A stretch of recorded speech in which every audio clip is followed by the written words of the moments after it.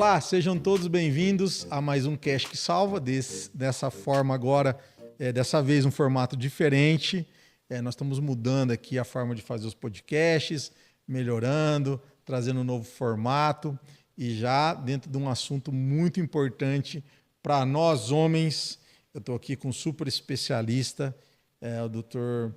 Júlio Martins. Ele é urologista, cirurgião também, robótico. Além da cirurgia convencional, também a robótica também faz parte aí do currículo do doutor. E nós vamos falar hoje, atenção, você que está aí, homem ou mulher, você vai passar esse tema para o seu marido, porque nós vamos falar do Novembro Azul.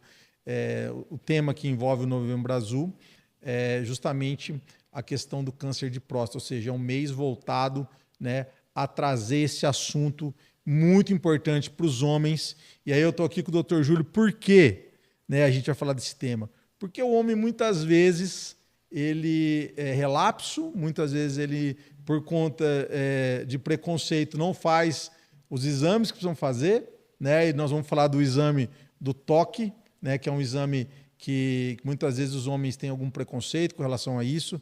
Então, entre outras coisas, nós vamos falar. Então, fica aqui com a gente. Nesse vídeo você pode fazer 3 coisas. Pode curtir, comentar e compartilhar, porque é um conteúdo importante com um super especialista. Tenho certeza que vai valer a pena. Doutor, obrigado pela presença.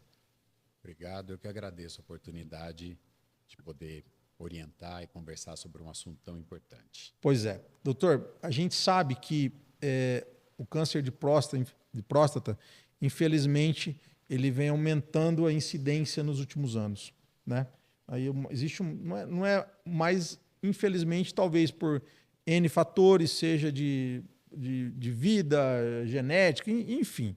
Mas a gente sabe também que uma vez que o diagnóstico é feito com bastante antecedência, isso pode ser evitado, ou seja, uma vez que é feito com o diagnóstico precoce, uma vez que o médico faz isso, talvez esse seja o grande pulo do gato. É isso mesmo? O câncer de próstata, ele vem aumentando de incidência, sim, vem atingindo pessoas mais jovens do que era antigamente. E por que é tão importante? Porque, primeiro, é o segundo câncer mais comum que o homem pode ter, sendo que o primeiro é o de pele, mas o de pele não tem tanto perigo, vamos dizer assim, na maioria das vezes. Então, ele acaba se tornando o primeiro câncer em termos de periculosidade para os homens e de frequência. Tá. E é o segundo que mais mata. Então, aproximadamente, aí nós temos hoje 70 mil casos novos por ano de câncer de próstata e 17 mil mortes. Por causa disso, é tão importante fazer o diagnóstico precoce. Sim. Porque com o diagnóstico precoce, a gente tem uma chance de curar o paciente muito maior. Aumenta muito, né, doutor, a possibilidade, muito, né? Aumenta muito. Então, quanto mais precoce esse diagnóstico, maior a chance de eu conseguir curar o paciente e dar uma boa qualidade de vida. Não é só cura, mas cura com qualidade de vida. Doutor, recentemente eu escutei uma entrevista, até daquele... Ele é médico e ele é brasileiro, mas ele fica nos Estados Unidos, aquele Dr. Ray, que é um cara totalmente... É uma caricatura e tal, né? E eu achei muito importante a entrevista que eu estava vendo dele, que ele relatou que ele teve câncer de próstata, está em tratamento, né? E ele é um médico, cara. E ele falou que um dos motivos foi o preconceito de fazer o toque, né? Que é um dos exames, né? Então, eu gostaria que você falasse dos exames necessários, né? E o homem entender, cara, tipo assim, que é uma coisa tão besta, na minha visão, né? Que é uma coisa que está lá, um profissional como você, que é capacitado, estudou para isso. Quer dizer, não vai tirar a masculinidade de ninguém, a virilidade de ninguém. É uma coisa, é um exame de saúde. Mas antes de você falar do exame, até porque eu acho que é interessante, isso é uma realidade mesmo? Os homens ainda têm o preconceito desse exame ou, com o passar do tempo, isso já vem quebrando? Mas eu achei importante. Eu falei, poxa, o cara é um médico, entendeu? E ele falou que, ele relata, ele entende, ele falou que o problema foi esse. E ele sabe que ele errou, entendeu? Isso ainda é uma verdade? Eu sei que esse não é o único exame, né, que define o câncer sim ou não, mas ele é um dos exames mais utilizados para complemento, ou seja, daí você é um especialista, eu quero que você fale sobre isso, mas antes de você falar dos exames, fala se isso é uma verdade mesmo ou não. Olha, eu acredito que ainda seja, porque nós somos um país latino e entre os latinos ah, existe um pouco mais de preconceito. Então, se você pegar países nórdicos, pegar alguns países europeus não latinos, o pessoal tem menos ah, relutância em procurar o médico e fazer um exame como esse. Mas, com informação, isso vem mudando. Então, hoje, os pacientes mais jovens que a gente fala na faixa de 40, 40, 50, né? 60 anos, Obrigado, eles doutor. vão 50 anos somos jovens ainda. Esses pacientes, eles vão ao consultório procurando o exame. Eles sabem que vai ter que fazer o exame de toque, mas eles já estão sabendo que isso é muito importante, que a vida dele, a saúde dele é mais importante do que um exame que dura 10 segundos. E que esse exame não vai, é o que você falou, não vai tirar a masculinidade ou não vai machucar, não é doloroso, Legal. mas é fundamental no diagnóstico. E volto a insistir, quanto mais precocemente nós fizermos o diagnóstico, maior a chance de cura do paciente. E para fazer esse diagnóstico precoce, precisa, entre outras coisas, do toque retal. Doutor, agora vamos falar o seguinte. Então, paciente aí acima dos 40 é isso, né? Que é uma. Qual que é a data que a idade que um homem hoje precisa buscar o urologista para começar a ver essa questão do diagnóstico precoce? Existe uma data? Existe.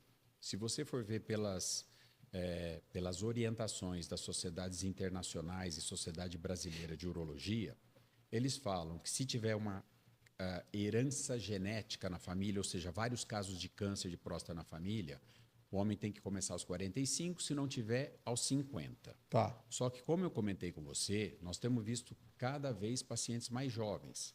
Então, no intervalo entre 40 e 45 anos, nós temos encontrado pacientes com câncer de próstata que, se eles deixassem para fazer o exame aos 50, talvez eles não seriam mais curáveis. E eles não tinham histórico de câncer na família. Então, a recomendação que eu daria seria o seguinte: a partir dos 40 anos, vai ao urologista, conversa e, se for o caso, faz o exame de sangue. Ok. Pode até evitar o exame de toque nesse momento. Se houver alteração no exame de sangue, vamos fazer a avaliação completa. Se não tem, pelo menos eu já tenho o valor do exame de sangue que a gente considera normal para aquela pessoa. Que é o famoso PSA. PSA. E o PSA ele não é uma coisa exata. O PSA, eu não posso falar assim, aos 40 o seu PSA tem que ser este, aos 45 esse, aos 50 esse. Na verdade, algumas pessoas já inicialmente têm um PSA mais alto e outros mais baixo. Tá. Então, se eu conheço teu PSA aos 40, aos 42, aos 44, se aos 45 ele alterar, eu sei que houve uma alteração. Tá. Agora, se eu não te conheço anteriormente, às vezes, nesse primeiro contato aos 45 anos, seu PSA se alterou, mas ainda está dentro da faixa normal. E eu não consigo ter essa visão e fazer o diagnóstico. Tá? Entendi. Então, a partir dos 40, seria uma idade legal para começar o primeiro contato com o urologista, ir ao consultório, até porque a gente não cuida só de câncer. Tem a parte de hormônio, tem a parte dos rins, então engloba. Tem a parte sexual também, né, tem doutor? A parte sexual, que é muito importante. Nós estamos aqui hoje, pessoal, falando do Novembro Azul, que é o mês onde o foco acaba sendo maior em câncer de próstata, mas o urologista, ele é um especialista que tem aí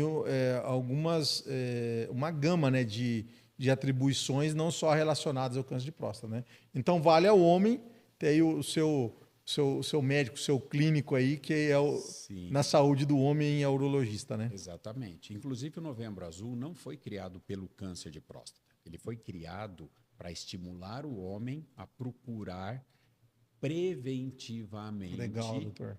o cuidado médico, porque isso as mulheres têm e os homens não.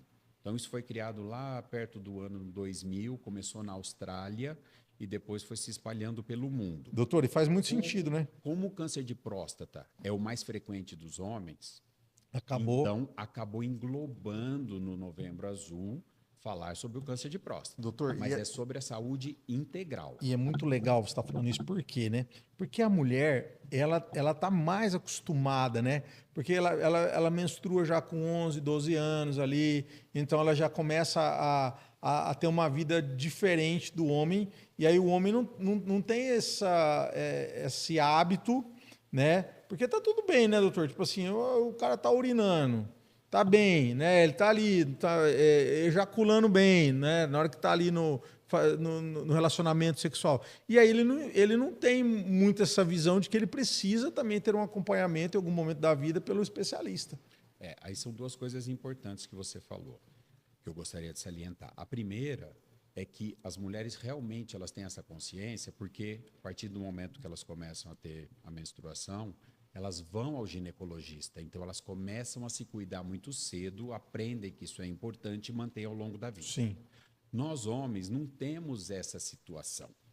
Então, fica, que é a segunda mensagem importante, fica aquela sensação de que, se eu não sinto nada, eu não preciso ir ao médico. Boa. Acontece o seguinte, o câncer de próstata, enquanto ele é curável, que é quando ele está dentro da próstata, ele está localizado ali, na imensa maioria das vezes, ele não dá nenhum sintoma. Verdade. Então, se eu for esperar ter sintoma para procurar, quando eu chegar no médico, eu não tenho mais possibilidade de cura. Vai ser tarde. Vai ser tarde. Infelizmente, né? Infelizmente, porque é uma doença que tem cura, mas que exige que seja feito o diagnóstico no momento adequado. Legal. Doutor, vamos fazer um bate-bola aqui que eu acho legal, alguns mitos e verdades sobre o câncer de próstata, né? Que é muito bacana. Pessoal, vou falar um negócio para vocês estão tendo uma oportunidade incrível aqui. Né? Todo dia que a gente tem essa oportunidade de receber um especialista, né? E um assunto muito importante que é sobre essa questão do câncer de próstata, né? Meu pai teve câncer de próstata, então eu sei do que eu estou falando. Eu já faço acompanhamento há mais tempo, né? O meu médico é o Dr. Júlio. E assim, o quanto que isso é importante, sim. Então você também, que é mulher, tá vendo aí, teu marido nos 40, 45, 50, aperta ele aí para marcar uma consulta. Independente da cidade que você está, né? Você que está vendo em qualquer lugar, é importante cuidar, sim, da saúde. Então vamos falar alguns mitos e verdades aqui. E nada melhor que o especialista para a gente fazer isso aí. Deve ter todo esse dia a dia no consultório isso aí, né, doutor? Aparece muita coisa lá, né? Nem te conto, muita coisa. Então conta um pouco para nós aqui, que vamos trazer isso. Vamos lá. Primeiro aqui.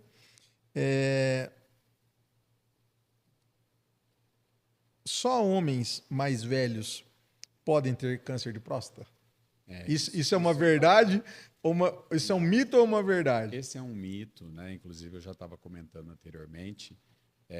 Infelizmente, o câncer de próstata tem aparecido em pessoas mais jovens, inclusive na faixa entre 40 e 45 anos, que era uma faixa que a gente considerava que não existia o câncer de próstata.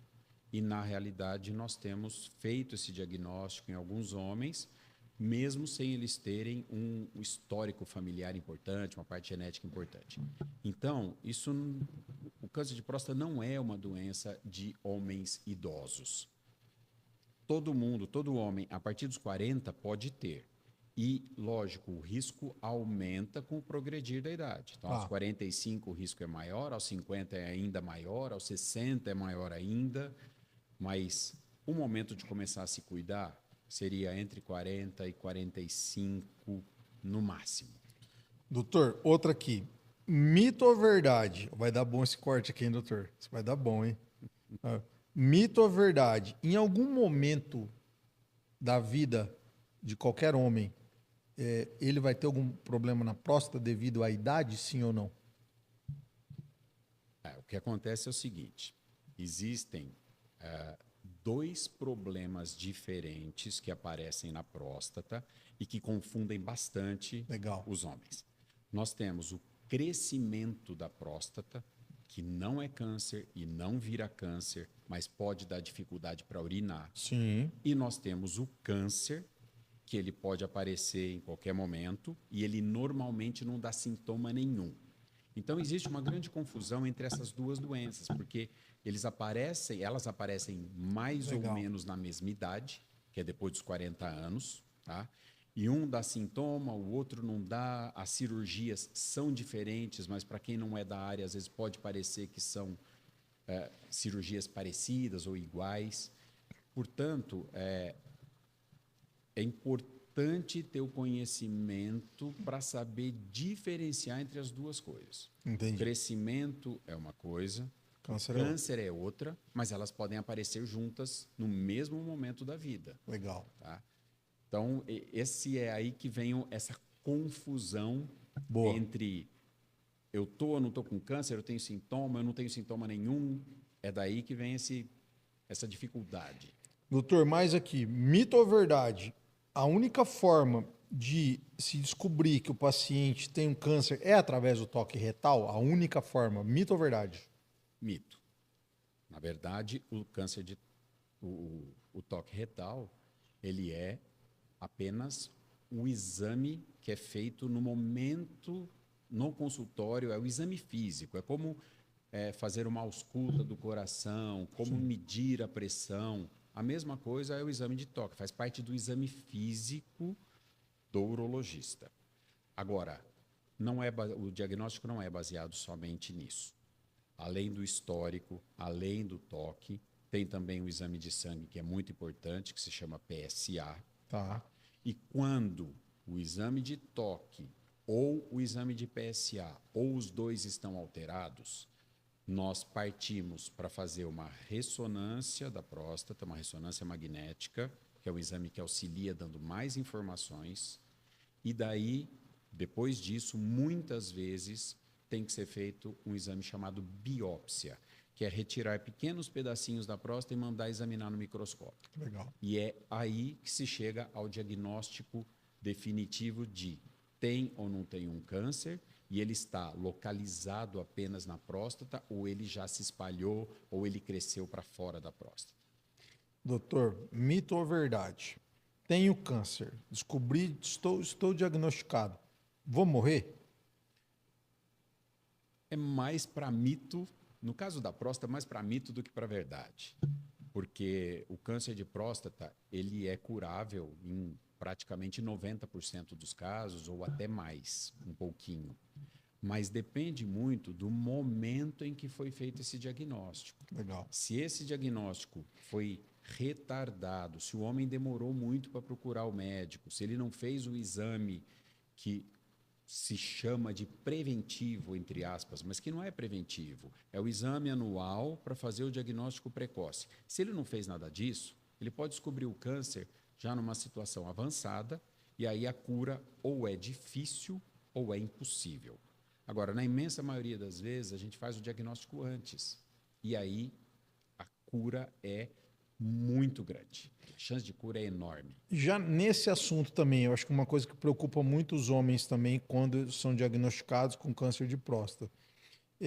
Essa é uma pergunta agora, não vou te falar que é um mito e verdade. Até que você falou e veio isso para mim. Se a pessoa tiver um câncer de próstata, necessariamente ele vai ficar impotente, sim ou não? Porque é uma coisa que deve preocupar muitos homens, eu acredito, no dia a dia do seu consultório, né? Quando é descoberta do câncer. Mas eu acredito que é uma pergunta frequente, doutor? Muito frequente. Existem duas grandes preocupações em relação ao tratamento do câncer de próstata. Porque quando é um câncer curável, um tratamento que é o mais utilizado é a cirurgia. E a cirurgia leva à seguinte dúvida: eu vou ficar perdendo urina na roupa e eu vou ficar com alteração na minha ereção, eu vou ficar com alguma alteração na parte sexual. Com o advento da cirurgia robótica, com a descoberta cada vez maior de como acontece, como se evitar lesão nos nervos que controlam a urina e que controlam a ereção, porque infelizmente esses nervos eles passam colados na próstata e eles não são visíveis, são muito finos, não é possível vê-los. A gente tinha muito problema de impotência e muito problema de incontinência com a cirurgia aberta, a cirurgia prostada tradicional, convencional. O advento da cirurgia robótica foi melhorando a qualidade da cirurgia, porque a nossa visão aumentou, a gente consegue trabalhar de uma maneira menos agressiva, lesando menos, machucando menos o que está em volta da próstata. E, com isso, melhorou muito a qualidade de ficar continente depois da cirurgia e preservar a potência sexual. Legal. Não que não possa aparecer. Tá. A gente sempre conversa sobre isso com os pacientes. Mas houve uma melhora muito grande. Doutor, bom, você já tive a oportunidade de ver você operando os vídeos que os cirurgias que você faz através da robótica. E a gente tem outros clientes também que operam, não na tua área, em outras áreas também usando robô. Mas, uma opinião minha, e pelo que a gente escuta falar, talvez uma das áreas que mais teve o benefício da cirurgia robótica foi a urologia, né? Por conta da dificuldade da cirurgia de próstata convencional, né? Então, não que nas outras não tenha o benefício, não é isso que eu quero dizer. Mas eu acredito que talvez uma das que mais teve benefício foi a cirurgia robótica na urologia. Isso é uma verdade, né? Sim, é uma verdade. No mundo inteiro, a especialidade que mais faz cirurgia robótica é a urologia. Legal. Por duas razões. Primeiro, pela enorme frequência do câncer de próstata. E segundo, pela grande dificuldade de se fazer uma cirurgia do câncer de próstata adequada sem o robô. Então, o robô veio resolver um monte de problemas que nós tínhamos com relação à cirurgia do câncer de próstata. Por isso que a urologia, toda a estatística no mundo inteiro, quando você vai procurar qual é a especialidade que mais faz cirurgia robótica, é sempre a urologia. Mas por essa razão. Primeiro, pela alta frequência do câncer. Sim. E segundo, por a próstata estar localizada num lugar difícil de trabalhar, mas que para o robô é fácil. Com o braço robótico fica mais fácil, né? O robô ele consegue chegar em lugares que a mão humana não chega, ele consegue fazer movimentos que a mão humana não faz. Então, coisas que eram impossíveis de serem feitas ou com a cirurgia cortada tradicional, ou mesmo com a cirurgia de vídeo sem o robô, nós conseguimos agora fazer com a cirurgia robótica. Doutor, uma outra coisa importante, aqui a gente entrou para falar a gente começou a falar um pouco da cirurgia robótica, né? E a gente constatou, e o doutor é um especialista, que na urologia realmente a cirurgia robótica fez a diferença total. Fala pra gente em que aspectos mesmo a cirurgia robótica ela é muito melhor do que a cirurgia convencional, né? Como o doutor, a gente estava até antes aqui, deu um break aqui só para a gente organizar algumas coisas, a gente estava comentando que a posição da próstata, ela é bem, como é que fala? Bem complicada, né, ali, né, em termos cirurgicamente falando, né? E realmente o braço do robô, como você disse, chega em lugares onde era muito difícil manualmente chegar. E isso traz um monte de benefício para o paciente. Eu gostaria que você falasse desses benefícios. Hoje está disponível, né? Lógico, ainda não é uma coisa popular, né? Não está disponível na saúde pública, mas na saúde privada está disponível e é um grande diferencial. Mas eu queria que você falasse onde que realmente pega aí essa diferença. Tem várias melhorias, né? Em relação à cirurgia tradicional ou à própria cirurgia por vídeo sem o robô. Você tem um pouco mais de chance de cura, porque a visão é mais precisa. Tá.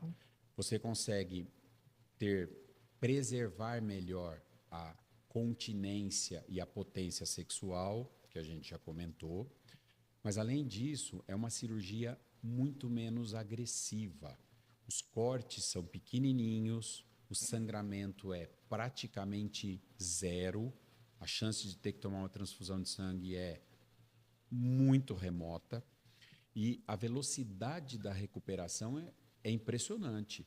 Se você opera de manhã, se você faz uma cirurgia robótica de manhã, começando às 7 horas da manhã, você terminou às 9, às 10, fez a cirurgia. No meio da tarde, 3 horas da tarde, o paciente está no quarto sentado comendo. Na manhã seguinte, ele pode ir embora. Nossa. Sem dor. Então, isso é absurdo, algo né, que doutor? é muito diferente do que a gente vivia na época da cirurgia tradicional e é um pouco melhor do que o que se conseguia com a cirurgia feita pela mão, tá? A cirurgia de vídeo feita pela mão. Então, houve bastante melhoria, bastante avanço. Evolução, né? A evolução foi muito grande. Doutor, e assim, só de curiosidade mesmo, né? Existe algum tipo de cirurgia que ainda é indicada a cirurgia convencional, tradicional e não a robótica, ou a robótica ela entra em todos os tipos de câncer de próstata? Ou em algum momento vai ter que lançar a mão do tradicional, não dá para usar o robô, ou isso não existe? Não existe. Você vai indicar robô, a gente indica o robô para todo mundo, tá? E na eventualidade de não conseguir colocar o robô na posição correta, no local adequado, qual assim, o que mais pode atrapalhar?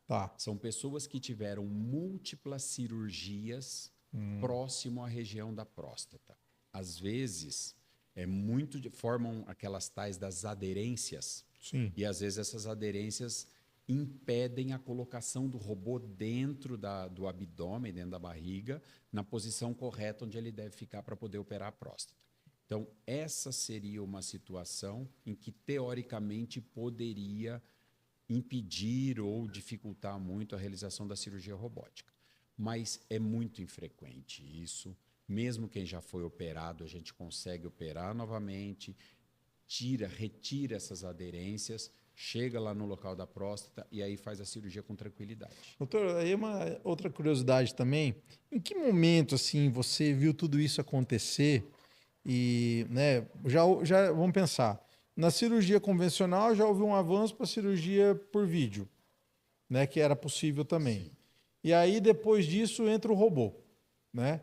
Cara, assim, quando que você olhou e falou, puxa, eu vou ter que entrar nisso aí também? Porque como é que foi essa tomada de decisão? Porque quando vem as tecnologias, talvez a gente sempre gera um ponto de interrogação, né, ali aquela desconfiança normal, né, como tudo, né, se isso vai dar certo, se não é, se essa tecnologia veio para ficar, não veio, né? Mas em que momento assim você falou, poxa, é isso mesmo, né? E hoje, logicamente, você pode até falar, não se arrepende em nada, né? Porque hoje você é um dos poucos cirurgiões da nossa cidade que faz isso, né, na nossa região. Enfim, mas você teve ali um insight. E como é que foi isso para você? Essa é uma pergunta bem pessoal mesmo, de curiosidade, que eu acho que faz sentido até para os pacientes também. Pô, você é um médico já consolidado, um médico que tinha bons resultados, e aí, determinado já com a carreira andando, então você fala, cara, eu vou ter que aprender mais um trem aqui, que não foi fácil, teve que dedicar muito, fazer curso para fora do Brasil, enfim. Conta um pouco dessa tua jornada com a cirurgia robótica, que eu acho que como carreira, eu acho que vale a pena, né, as pessoas te conhecerem, porque é uma outra mudança no meio do processo, né? Tipo assim, você vinha ali numa constante dentro da sua carreira, tudo certo, consultório lotado, fazendo o que já sabe fazer, e daqui a pouco o cara pintou esse negócio, eu tenho que aprender isso aí. Não é uma decisão fácil. Fazer cirurgia robótica não é simples, você tem que treinar muito, você tem que estudar muito. Mas o que aconteceu? A cirurgia robótica ela começou nos Estados Unidos, inicialmente como pesquisa do exército americano para poder operar pessoas à distância, quem está numa guerra, quem está fora do país. Depois, como não tinha essa possibilidade, porque a internet não tinha velocidade suficiente, acabou abrindo para para uso civil e o robô foi se desenvolvendo. Quando chegaram num nível bom de robô, ele começou a disseminar nos Estados Unidos, começou a ter cada vez mais locais com robô operando. E muitos desses centros que tinham robô eram centros universitários. E o que eles fazem? Fazem a cirurgia, fazem as pesquisas e comparam qual era o resultado que tinha com a cirurgia tradicional, qual era o resultado que tinha com a cirurgia por vídeo e qual é o resultado atual com a cirurgia por vídeo com robô. E os resultados eram sempre melhores e foram cada vez melhorando mais. Tá. Quando você vê isso, você já começa a falar, bom, é uma tecnologia que, pelo jeito, veio para ficar. E aí chegaram os primeiros robôs no Brasil, inicialmente em São Paulo, né? Só São Paulo tinha. Você começa a ir nos congressos e vê brasileiros falando, eu faço cirurgia robótica e o resultado é esse, é diferente, é melhor. E aí começa a aparecer mais um robô numa outra grande capital, mais um robô numa outra grande capital. Chega um momento que você fala, bom, realmente está consolidado, É irreversível. não tem volta, é o futuro, então agora eu vou ter que me capacitar, eu vou ter que fazer também. Só que o robô tem um problema. Ele é extremamente caro. Ele custa Milhões 3 milhões e meio de dólares. de dólares. Ou até mais, dependendo da geração do robô que você vai adquirir. Então, nós tivemos que ter o interesse de um hospital privado que foi lá e falou, eu vou comprar o robô e vou disponibilizar para os meus médicos usarem. Então, quando isso aconteceu, que foi 2019, aí nós que tínhamos interesse, principalmente os urologistas que tinham interesse em fazer a cirurgia robótica, porque a gente já sabia que os resultados para câncer de próstata eram bem melhores, nós fomos atrás de fazer a capacitação. E aí sim, são cursos, congressos, Investimento. aulas, treinamento, investimento na sua carreira. Mas você não pode ficar para trás, você não pode... Se você quer continuar a sua carreira, você tem que acompanhar o desenvolvimento, né? Então, não dá para parar.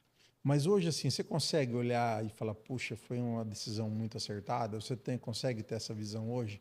E ver que alguns ficaram para trás também, alguns outros colegas que não acompanharam, né? Às vezes não acreditaram também, mas talvez você olhe e fale, se eu não tivesse feito... Você tem sentimento que você talvez poderia ter ficado para trás Com certeza. nessa evolução? Com certeza, Renato. O robô é o futuro. No futuro, muito provavelmente, todas as cirurgias serão feitas por robô.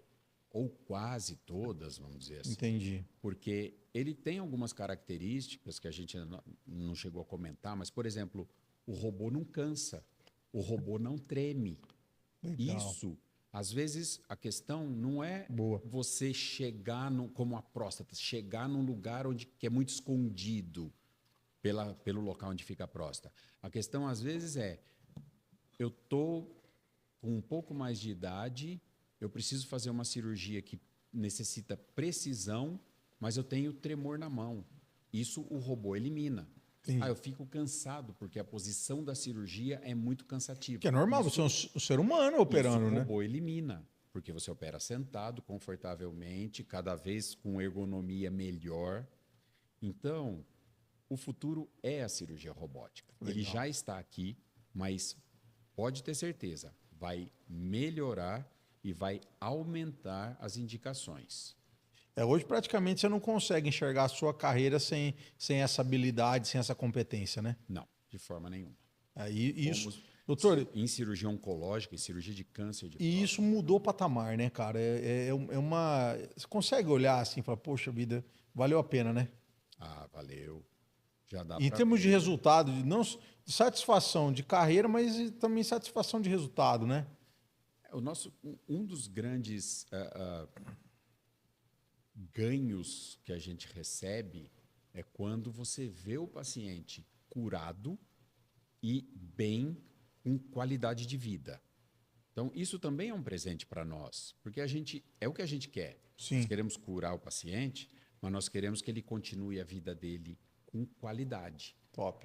Ou seja, segurando bem a urina, conseguindo ter atividade sexual. E isso o robô permite.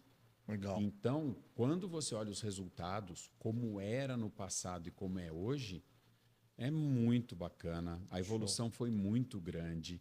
E a sensação de bem-estar que dá, de sentir assim, eu estou fazendo o melhor. É o melhor que existe hoje. Tem alguma coisa melhor do que o robô hoje? Não, Não não tem. tem. É até a tecnologia de É ponta. tecnologia de ponta. Bom, doutor, você veio aqui hoje, eu não vou perder a oportunidade também de abordar outros temas extra, o câncer de próstata, cirurgia da próstata, a palavra que a gente fala junto aqui, né? Próstata. E eu quero falar um pouco dessa palavra aqui, que para mim até ela é meio nova, lógico, na hora que você explicar eu vou saber o que é, mas essa endurologia. É isso, falei certo? Falou certo. Endurologia e também vamos falar um pouquinho de tratamento de cálculo renal, que é uma coisa que você também faz muito bem. Eu vejo lá no seu Instagram, eu acho que você é uma das coisas que eu acho que um especialista vai ficar muito feliz também quando consegue tirar essa dor do paciente, que talvez é uma das piores dores, né? Que é essa dor do cálculo renal. Sim. Mas fala um pouquinho sobre essa endurologia, né? O que é isso daí dentro da tua especialidade e como funciona e o que auxilia hoje, o que é feito pelo urologista, né, através da sua habilidade, da sua técnica, para poder auxiliar no tratamento das doenças urológicas. Nós chamamos de endurologia as cirurgias que são feitas pelos canais naturais da urina Tá, ou através de um pequeno furinho, usando aparelhos que tenham uma microcâmera e que permitam que eu trabalhe, por exemplo, dentro do rim, dentro do ureter, que é o canal que vai do rim para a bexiga, ou dentro da bexiga, sem precisar fazer cortes. tá. Então, a endurologia, ela envolve o tratamento de várias coisas, Agora peguei. principalmente pedras. Mas, por exemplo, você pode tratar um pequeno tumor dentro do rim, aonde passa ali a urina. Você pode tratar através da endurologia, ir com um aparelho lá e queimar esse tumorzinho. Se ele for muito pequenininho, você consegue curar dessa maneira. Um câncer na bexiga, um crescimento da próstata. Mas a endurologia, ela foi uma revolução, realmente, no tratamento das pedras. Tá. Antigamente, uma pedra de 0,5 centímetro precisava de um corte, às vezes, de 30 centímetros para ser retirada. Hoje, a gente trata mesmo as maiores pedras sem corte, ou pelo próprio canal da urina, ou fazendo apenas um pequeno furo na lateral do abdômen para fazer um furinho no rim, entrar com o aparelho e ir lá poder quebrar essa pedra, retirar essa pedra e resolver o problema do paciente. Doutor, ó, quando a gente fala de tipo infarto, sintoma de infarto, pensa assim, como um médico falou para mim, nunca mais esqueci, pisada de elefante no peito. Você vai sentir aquela pressão, como se um elefante estivesse pisando. Aí você fala, putz, estou infartando. Como é que é a pessoa sabe, qual que é um sintoma característico, se é que existe também, do cálculo renal? Porque eu nunca tive. Quem teve fala que é talvez a dor mais, a pior dor que alguém possa sentir. Como é que é isso? Assim, o que é o relato disso? É até legal para quem está nos escutando agora, para saber realmente quando é um cálculo renal, se é que é possível fazer ter esse sintoma bem característico. Aí tem algumas coisas importantes. Então, primeiro, ter pedra não significa que eu vou ter dor. Eu Legal. posso ter pedra no rim, posso ter várias pedras no rim e não sentir nada. A pedra, ela dá dor quando ela entope a passagem da urina. Tá. Seja dentro do rim, seja no canal que vai do rim para a bexiga, que se chama ureter. Tá. Então, quando ocorre um entupimento, o rim continua fabricando urina, isso aumenta a pressão dentro do rim e é essa pressão que provoca a dor. Tá. Então, nós vamos ter dor se a gente tiver um entupimento e tiver essa pressão dentro do rim. Tá. Tá? Agora, em termos de dor, ela é descrita como uma das 3, 4 piores dores que o ser humano pode sentir, que é a famosa cólica renal, Tá. tá? Como ela é chamada popularmente. É realmente uma dor de intensidade absurda que ocorre na lateral da barriga, então, ou do lado direito ou do lado esquerdo, depende de qual lado que está tendo a pedra que está entupindo, associada também com ânsia de vômito, Por conta vômitos, da dor. uma inquietação. O paciente não consegue uma posição que alivie a dor, porque a dor ela não tem relação com movimento, com posição. É porque Ela a pode pedra está surgir a qualquer- bloqueando. Exatamente, ela está entupindo e é uma dor incólica. Ela aumenta e diminui, Por mas não isso passa. cólica. Entendi. Mas não passa. Latente. Ela fica latejando, Tá. com piora e melhora, mas em nenhum momento ela passa. Tá. Isso seria a descrição aproximada de um quadro típico de cólica renal. Quem teve nunca vai esquecer. As mulheres que tiveram falam para a gente o seguinte: é muito pior Que a dor que do a parto. dor do parto. Tá. Por que forma pedra no rim? Isso é boa também, né? Essa é boa, mas não existe uma resposta ainda definitiva. Tá. A gente sabe que tem vários fatores envolvidos. Então, por exemplo, tem a questão genética, quando tem um histórico familiar de ter pedra no rim, meu Tá. avô teve, minha mãe, meu pai, Posso meu ter. irmão, a chance de eu ter é muito maior. Existe o fator ambiental, morar em ambiente, em clima muito quente, tá? Existe o fator pessoal, então tomar pouca água aumenta o risco de ter pedra no rim, o tipo de alimentação, comer muita gordura animal e pouca fruta, vegetais, aumenta o risco de ter pedra no rim. Então, são muitos fatores envolvidos. A gente ainda não consegue determinar exatamente qual fator Motivo está principal. ocorrendo naquela pessoa, qual é o fator principal, ou se ela tem um único fator que está levando a isso tudo. Mas tudo isso que eu comentei pode ser causa ou pode auxiliar na formação de uma pedra no rim. Doutor, no seu dia a dia, né, que você está ali atendendo, a grande maioria são homens, né? No seu consultório, ou é meio a meio por conta da É quase meio a meio, porque os homens têm diferente a questão da próstata e da parte sexual. Tá. Mas as mulheres podem ter pedra no rim, câncer no rim, câncer na bexiga, Tá. incontinência urinária, perda de urina na roupa. Isso tudo é tratado pelo urologista. Então, vamos dizer que seja assim, 60% do meu público são homens, 40% são mulheres. Infecção urinária, que também é muito Legal. mais frequente na mulher. Verdade. Doutor, sabe uma coisa? Vamos deixar um convite aqui já, para acho que vai ser um tema legal. Da próxima a gente falar só de disfunção sexual. Acho que isso é uma coisa legal. Esse é um tema bem interessante. E eu acho que. Junto com a questão hormonal, que hoje está Boa. sendo muito falado. Vamos falar isso aí? A tal da andropausa. Já Isso. vou avisar, andropausa não existe, Aí, ó, já. tá? Mas depois eu explico. Isso, o porquê, mas não como- existe, né? E porque eu acredito Mas que. diminuição de hormônios, sim. Sim. O que Tá. não existe é a tal de andropausa. Existe uma diferença. É entre as diferente, duas porque coisas. não se relaciona com a menopausa, né? Exatamente. Entendi. A questão aí é fazer a correlação com a menopausa, que toda mulher vai ter, Uhum. sem exceção. E a questão de diminuição de hormônio masculino, não é todo homem que vai ter e não vai chegar no zero, na imensa maioria das vezes, como ocorre com as mulheres. Doutor, mas esse que vale um capítulo à parte, né? Sim. Porque eu acredito que Vale. não, porque eu acredito que seja um grande tema lá do seu dia a dia também de vai busca, longe. né? E assim, para a gente até terminar esse nosso bate-papo sobre a conscientização do Novembro Azul, né? Eu queria que você falasse justamente sobre essa questão do homem começar ou ele entender que realmente ele precisa de buscar ajuda, qualidade de vida, a importância dessa campanha de conscientização a nível nacional, o quanto que isso ajuda e o quanto que o homem ele ainda está atrás das mulheres ainda. A gente tem alguns estudos que mostram, a gente usa muito isso aqui até dentro da empresa, que a mulher, ela, quando o assunto é saúde, 65% da busca por saúde vem das mulheres e 35% pelos homens, Sim. né? E isso nos deixa muito, muito mais suscetíveis aos problemas, né? Desde aí da questão do diagnóstico precoce, entre outras coisas.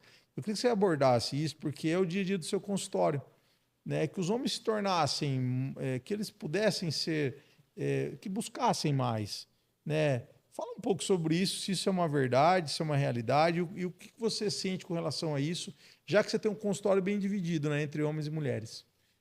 É, a- vamos dizer o seguinte: o principal aí, o raciocínio é informação salva.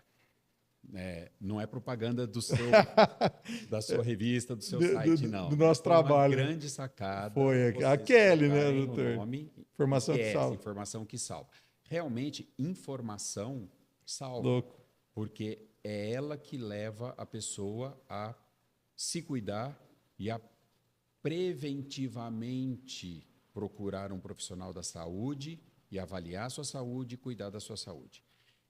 No nosso meio e na maior parte do mundo, você vê que esse movimento começou na Austrália, que é um país considerado muito mais desenvolvido que o nosso. No mundo todo, os homens se cuidam menos. Então, quanto mais informação os homens tiverem, quanto mais eles souberem da importância de fazer os exames, de procurar o médico antes de ter sintomas ou antes que os sintomas se agravem, maior vai ser a chance de resolver os problemas, de curar os problemas, de ter qualidade de vida. Então, eu vi uma frase bacana outro dia, que bem curtinha, mas que resume isso tudo. Quem procura, cura. Boa. Não é quem procura acha, né? Quem procura, Cura. cura. Então, os homens têm que entender que não é ficar esperando ter dor, ter dificuldade para urinar, ter sangramento, para daí procurar o médico. A partir de uma certa idade, que essa idade seria aí em torno de 40 anos, 40 e poucos anos, a ida ao urologista, mesmo sem sintoma nenhum, é muito importante para a qualidade de vida dele futura. Legal. E hoje a gente orienta, a gente não cuida só de câncer, a gente cuida de pessoas. Sim. Então, por exemplo, eu me preocupo muito com a questão de hormônios, porque o hormônio masculino, a testosterona, ele não está relacionado só com a parte sexual. Ele está relacionado, por exemplo, com osteoporose. E osteoporose é uma doença pouco falada nos homens, mas que se ele tiver falta de testosterona, a chance dele ter osteoporose é muito maior e para reverter isso é muito difícil. Entendi. Então, é um detalhe que parece até que homem não tem osteoporose, parece até que ir ao urologista não vai ter relação com a minha osteoporose. Vai, porque se eu descobrir um hormônio baixo, eu reponho esse hormônio, eu evito a osteoporose desse homem. Então, são muitas questões. Volto no que eu comecei falando. Informação salva. É. Tá? E como é que é? Quem procura, cura. Quem procura, Cura. cura. Informação salva e quem procura, cura. Exatamente. E o homem é muito medroso, né? Porque fica com medo de fazer exame, falando por mim mesmo, né? Às vezes umas coisas tão bestas, né? E você sabe que um tempo atrás, sabe, doutor, eu pegava, eu mesmo abria meus exames, aí ficava olhando no Google, né? Tipo, de uns 10 anos para cá, eu mudei isso daí. Eu pego meus exames, eu levo pro médico. Tá aí, doutor, o que que eu tenho, o que que eu não tenho? Que se tem alguém que vai poder me ajudar, ele, né? Exatamente. Que é esse profissional, não adianta eu olhar para o doutor Google, não adianta eu procurar em lugar nenhum, ligar para um amigo que não sabe nada, que não é o especialista, né? Só vai bagunçar minha cabeça agora, na hora que eu estou diante de um profissional capacitado, estudado, preparado, especialista, a vida muda, né? Porque aí você está sendo bem assessorado. Sim. E uma coisa que você falou várias vezes que eu gostaria também de ressaltar, que eu acho muito importante, é que as mulheres insistam com os homens, irmão, pai, avô, marido, namorado, insista para que os homens procurem, porque as mulheres, elas já fazem isso, elas procuram preventivamente, elas já fazem seus exames periódicos. O homem não tem esse costume, ele tem que aprender. E muitos dos pacientes que eu recebo no consultório, eles falam, eu só estou aqui porque a minha mulher marcou a consulta para mim, ou porque ela ficou falando, enquanto eu não viesse aqui, ela não ia parar de falar Legal. isso para mim. E, às vezes, a mulher salvou a vida do marido, do pai, do avô, sem saber. É isso aí. Muito Então, bom. é muito importante isso também. Mulheres, não deixem de insistir. Continue, Essa né, doutor? teimosia é importante. Continue, nós precisamos de vocês. Bom, pessoal, quero agradecer demais a presença do Dr. Júlio Martins aqui. É um grande especialista, né, na urologia e um dos poucos cirurgiões de robótica aqui na nossa região. Cirurgia robótica cirurgia robótica mais na próstata, ou existem outras coisas da sua área que também usou robô, doutor? Câncer de rim também usa bastante. Câncer de rim também, Câncer legal. de rim, câncer de próstata são as duas que a gente mais usa. E alguns casos de crescimento de próstata absurdos, crescimentos gigantescos também, aí a gente precisa do auxílio do robô. E é isso aí. Obrigado você que esteve aqui com a gente. O que você pode fazer? Curtir, comentar e compartilhar. Então, se você gostou desse conteúdo aqui, ajude outra pessoa. Você que é homem, ajude outro homem, outro amigo, parente, filho, irmão, que for. E você que é mulher, manda para esses homens aí que não querem ir no consultório do urologista com medo de uma coisa tão besta, né, que é fazer um toque retal, que muitas vezes nem vai precisar fazer, mas precisa ir lá, porque o diagnóstico precoce salva vidas. É isso aí, doutor? Exatamente. Muito bom. O precoce salva vidas. E é isso aí, Novembro Azul, campanha de conscientização para que você, homem, marque uma consulta e vá ao urologista cuidar da sua saúde. Fechou, doutor? Certinho. Tá dado o recado? Entregamos aí? Acho que sim. Muito bom, pessoal. Obrigado, doutor, mais uma vez. Eu agradeço. E muito legal. Gravamos no formato diferente aqui. Espero que vocês gostem. E vamos para frente. Legal? Obrigado, valeu. Até a próxima.